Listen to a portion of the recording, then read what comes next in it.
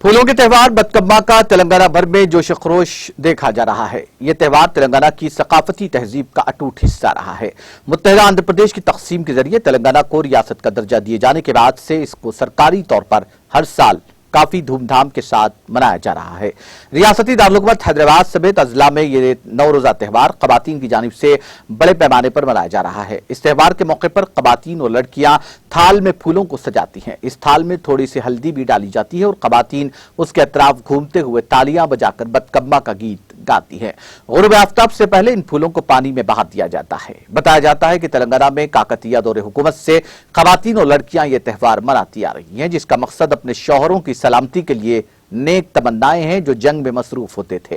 ताहम तेलंगाना को रियासत का दर्जा दिए जाने के बाद बड़े पैमाने पर यह त्यौहार मनाया जा रहा है और इसको रियासती त्यौहार का नाम दिया गया है। हर साल रियासती हुकूमत की जानिब से इस सिलसिले में फंड्स जारी किए जा रहे हैं ताकि इस त्यौहार को बड़े पैमाने पर मनाया जाए।